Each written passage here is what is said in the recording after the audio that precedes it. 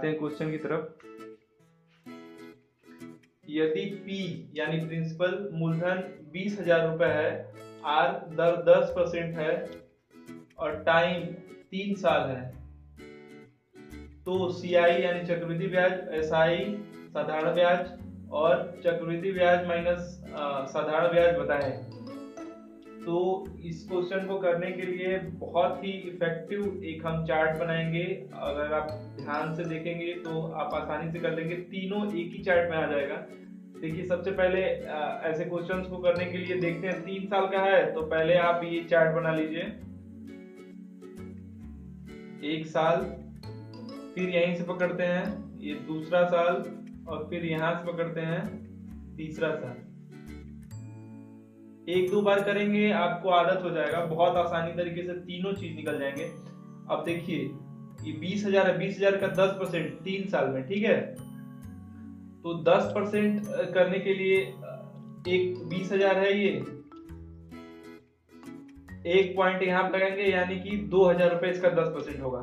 जो लोग नहीं जानते हैं उनको बताने के लिए मैं बता देता हूँ कि कैसे 10% होगा।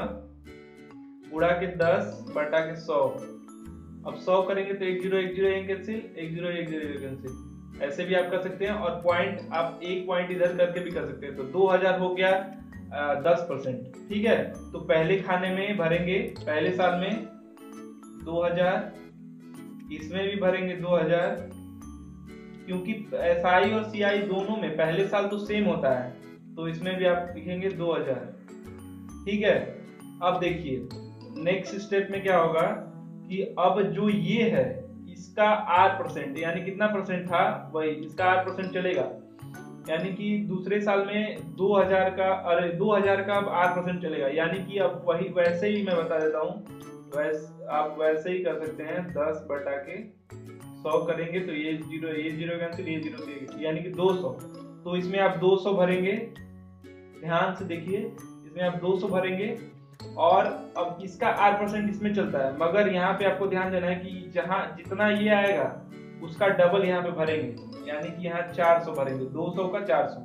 अब ये है, देखिए इसका 8% ये हुआ, अब इसका 8% ये इसमें भराएगा, यानी कि इसका 10% हो जाएगा 200 उड़ा के 10 बटा के 100, 1 0 1 0 कैंसिल, 1 0 1 0 कैंसिल, यानी 20। अब देखिए ये आपका तीनों चीज निकल गई।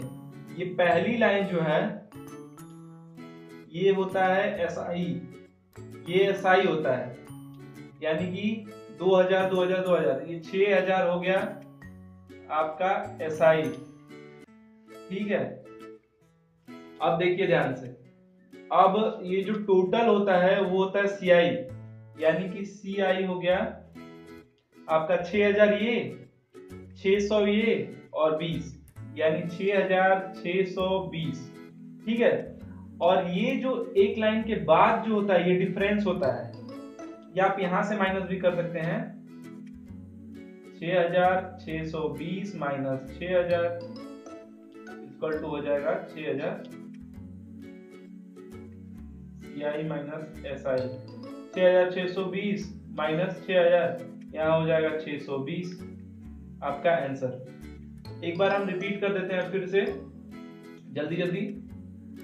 पहली लाइन में SI CI दोनों बराबर होता है, तो आप इसका 10% निकाल के जो भी दिया रहता है 3 साल के लिए आप पहले चार्ट बना लेंगे, जैसे मैंने चार्ट आपको बताया। हो सके तो आप 2 से 3 बार इस वीडियो को देखिए, आपको आ जाएगा आसानी से। तो पहले में इसका 10% सब में भर देंगे। अब इसका 8% चलता है, इसका 10% था, 10% तो 10% 200। अब यहाँ पे जो रहता है इसका डबल होता है, जस्ट यहाँ 400। अब फिर इसका 8% चलेगा, अब इसका 8% चलेगा, 200 का 10% 20। अब ये जो पूरा होता है वो होता है CI टोटल, पहली लाइन जो होती है पहले वर्ष की वो होता है SI, और ये जो होता है पहली लाइन छोड़ के वो होता है डिफरेंस, CI माइनस SI। ठीक है दोस्तों, मैं आशा करता हूँ कि आप लोग को बहुत अच्छे से समझ में आ गया होगा। अगर आप लोग को वीडियो अच्छा लगा तो जरूर से जरूर सब्सक्राइब कीजिएगा। बहुत ही अच्छा ट्रिक है, आप लोग 2 से 3 बार देखिए, अपने दोस्तों के साथ शेयर कीजिए। ठीक है, मिलते हैं अगले वीडियो में एक नए ट्रिक के साथ, नए मेथड के साथ।